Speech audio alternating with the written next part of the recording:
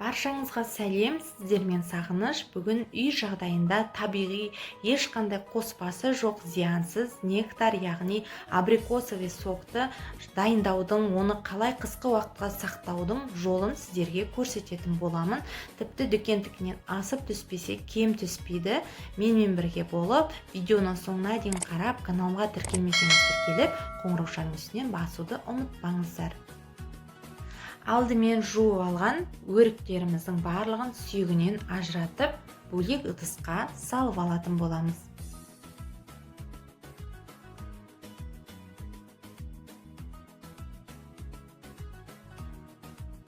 Тазартып алған өріктерімізді үлкендеу шұңғыл ыдысқа, кастрөлге саламыз және үстінен қантымызды саламыз.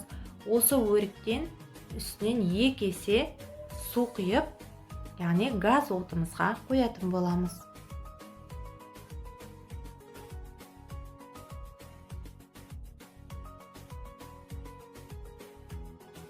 Өрігіміз қайнағаннан кейін астын өшіріп, осы ыстық күйінде кастрөлдің ішінде өріктеріміз толығымен езілгенше блендермен блендерлейтін боламыз.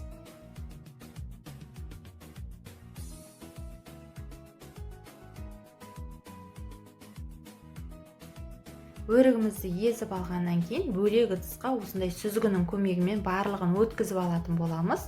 Және өткізу барысында міне осы көргендеріңіздей түбінде керек емес, яғни тұнбасы қоюлары қалатын болады. Оларды басқа ыдысқа саламыз, олардың бізге керегі жоқ. Міне.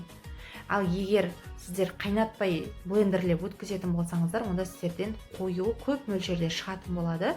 А егер осылай мен сияқты қайнатып жасайтын болсаңыздар, онда қоюлары астындағы аз мөлшерде шығатын болады.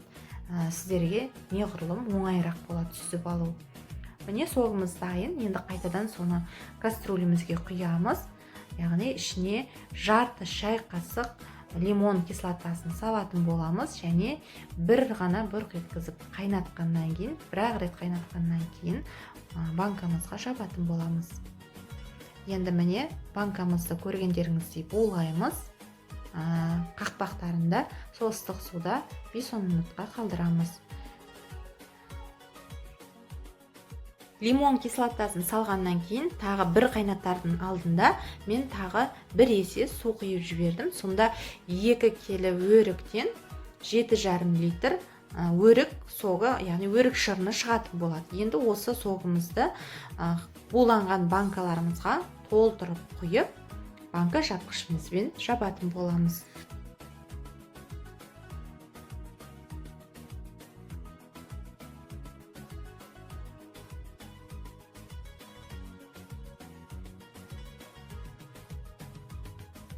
Банкаларымызды жапқаннан кейін қақпағынан су ағып тұрған жоқ па, міндетті түрде тексереміз және жылы жерге төңкеріп, бетін жауып, бір түнге қалдыратын боламыз.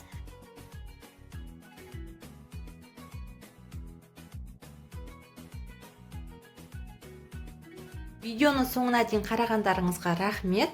Дәл қазіргі банка жабу сезонында дәл осы сокты, нектар согын міндетті түрде жасап көріңіздер. Қысқы уақытта балаларыңызға ашып бересіздер. Өте керемет сок, барлығыңызға ұнайтынына сөзсіз. Алдағы жаңа видеолар жіберіп алмас үшін қоңырау шарының үстінен міндетті түрде басып қоюды және осы видеоны достарыңызға, басқа да әлеуметтік желілерге жіберуді ұмытпаңыздар.